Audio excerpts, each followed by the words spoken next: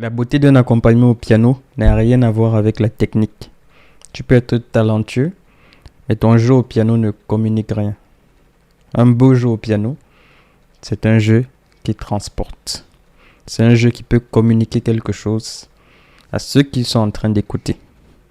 Et pour cela, c'est donc un jeu qui se place toujours, pas simplement de son point de vue, du pianiste, mais qui se place du côté de l'auditoire.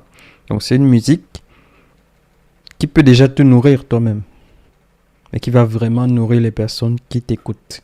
Au point où ils vont écouter ta musique et ils vont dire « Ah là, j'ai écouté ce morceau, ça m'a touché. » C'est cela de la belle musique. Jouer de la belle musique commence par se libérer de l'emprise de la performance personnelle. De ne pas se dire « Est-ce que je joue bien ?» mais simplement de se dire « Est-ce que ce que je joue arrive à communiquer quelque chose aux personnes qui m'écoutent ?» Et ce n'est pas la même chose. Parce que lorsque tu cherches à communiquer, tu n'es plus sur ta performance.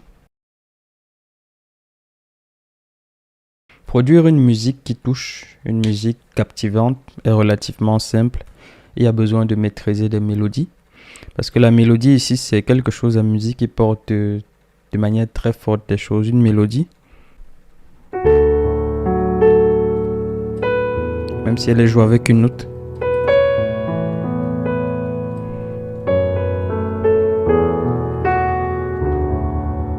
on voit déjà qu'il y a quelque chose qui se dégage. De si j'avais simplement joué des accords comme ceci.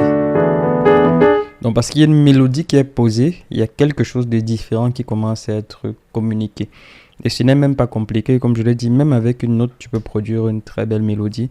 C'est juste dans une disposition de notes, savoir quelles sont les notes que tu vas prendre, quelles sont les notes qui peuvent sonner bien par rapport à l'accord que tu es en train de prendre et développer un jeu d'accompagnement qui est fluide.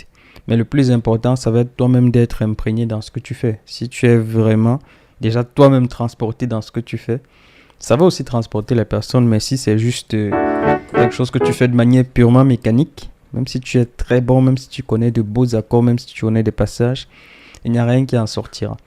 Et c'est quelque chose que j'ai commencé à apprendre dès le début et que j'ai aussi transmis à mes élèves au fur et à mesure.